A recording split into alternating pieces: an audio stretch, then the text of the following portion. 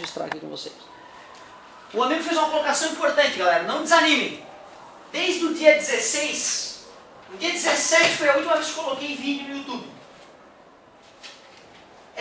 E aí eu me toquei que teve um dia que eu não convertia as aulas do dia 16 e esqueci de fazer essa conversão, porque no meu programa aparecem as aulas que eu gravei naquele dia. E aí eu dei um pulei o dia 16. No dia 17 eu me toquei, putz, as aulas do dia 16.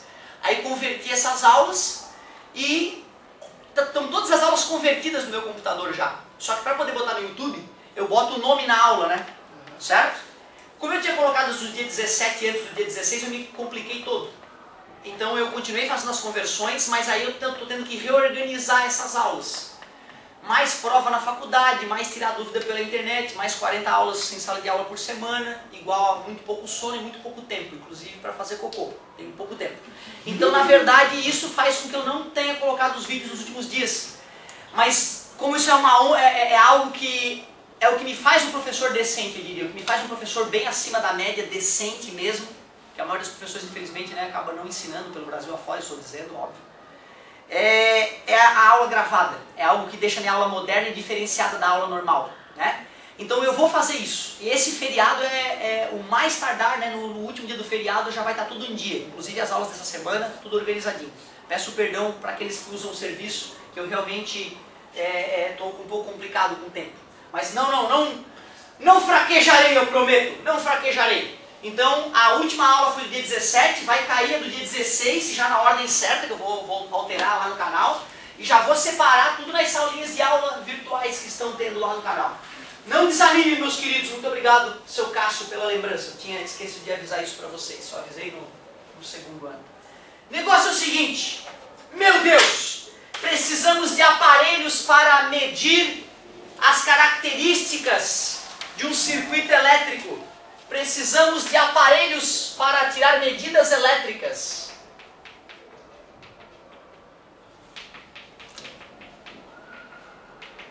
Eu pergunto primeiro, o que faz o voltímetro?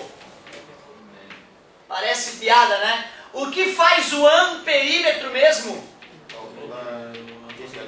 Isso, que bonito, né? Só do cara falar, mede o ampere, professor, eu fico feliz. Mas se o cara fala, calcula a intensidade de corrente, eu fico todo bobo, porque o cara lembra que a letrinha para corrente é o I, né? Pô, fico feliz. Quero ver então, o que é o ohmímetro? Isso é raro, tá, de aparecer essa palavra, ohmímetro, né? Mas ele mede o ohm, ele mede a resistência elétrica de um aparelho. O que será o multímetro? É isso, mede tudo. Tu gira um botão, ele é voltímetro, gira outro botão, ele é amperímetro, gira um botão, ele vai para ohmímetro, certo?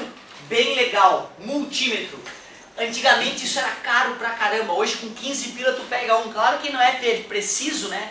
Mas 15 pila, trabalho escravo na China, tu tem um multímetro, cara, incrível isso, né?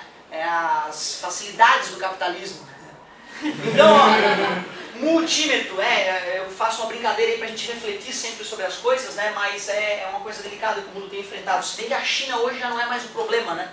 As condições de vida na China estão melhorando, certo? Aí mas estão migrando para outros lugares. Aí o Paquistão agora que está sendo, né, o campo, a mão de obra do mundo, né? E assim eles vão lá, e os paquistaneses estão acordando para a vida. Estão começando a protestar, querem salário melhor. Vamos pegar, onde é que estão os idiotas do mundo agora? Lá, vamos fazer eles trabalhar por $50 por ano. Aí, e assim vai. Né? E o mais interessante, esse executivo que tira uma fábrica de um lugar e bota em outro, é um executivo que numa canetada tira 10 mil empregos de um lugar e acrescenta 10 mil empregos em outro. Ou seja, ele vai fazer pessoas morrerem naquela região. Né? Então são decisões delicadas essas. Né? E tu vê, é isso que os executivos fazem nas grandes multinacionais, é fechar a fábrica aqui, abrir lá, fechar aqui, abrir lá, acabar com a vida das pessoas aqui, gerar vida e felicidade ali, e assim vai, é algo bem delicado, né? Isso tudo para ganhar uns centavinhos a mais por unidade produzida, né? É bem delicado isso, precisamos refletir sobre isso. Olha, cara, um especial desses todos aí, eu diria que é o galvanômetro. O galvanômetro é um amperímetro de precisão. Então, ó, é um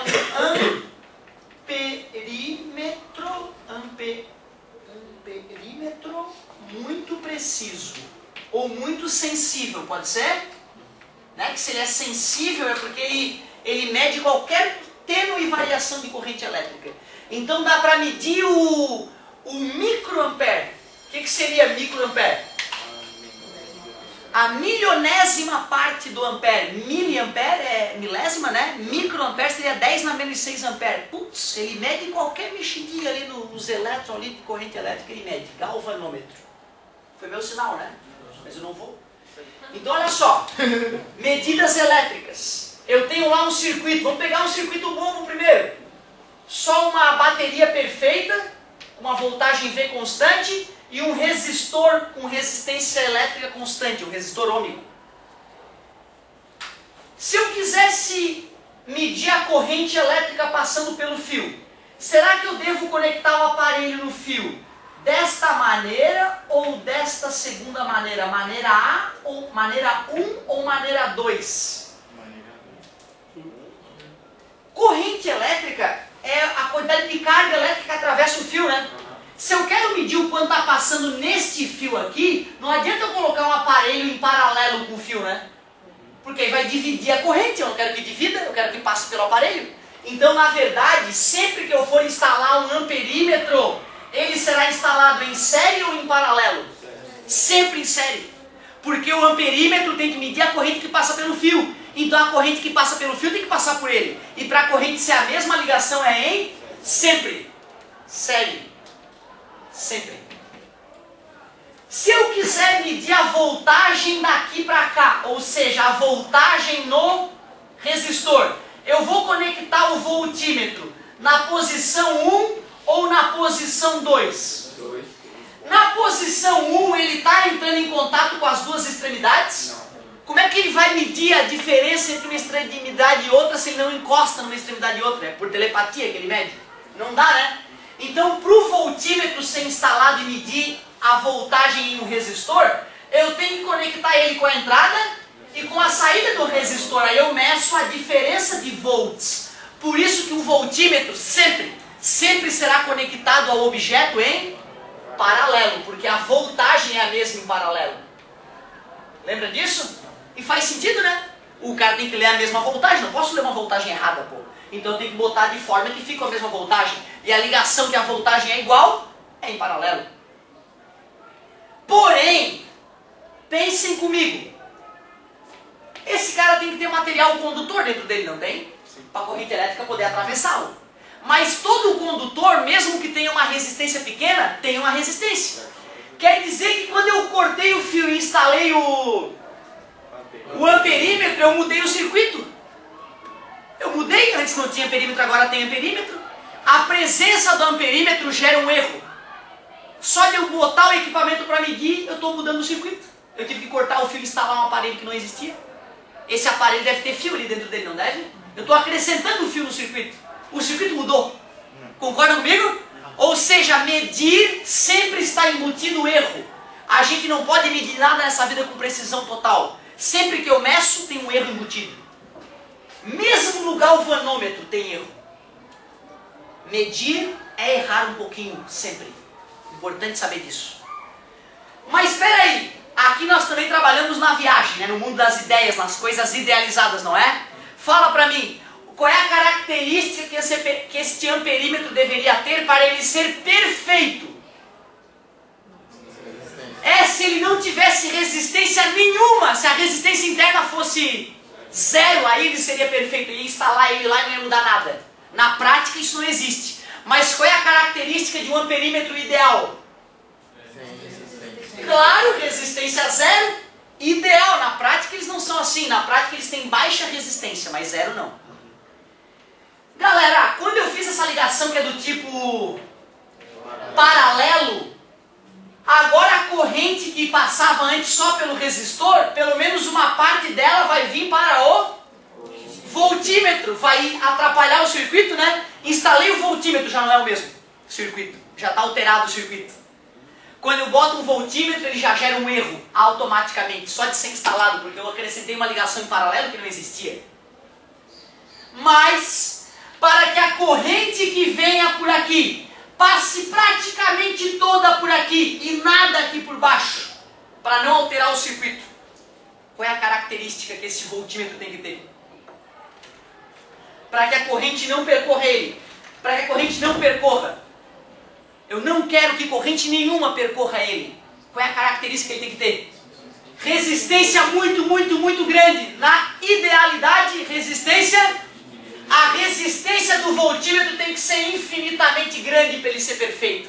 Será que é possível fazer um voltímetro com resistência infinita? Não.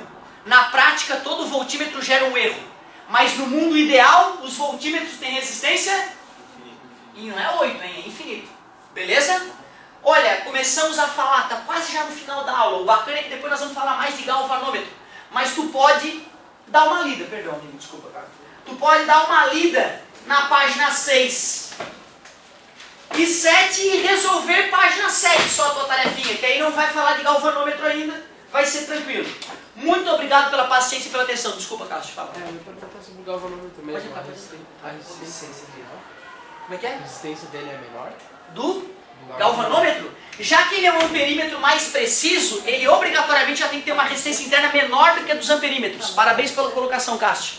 Valeu, galera. Atenção aí no recadinho.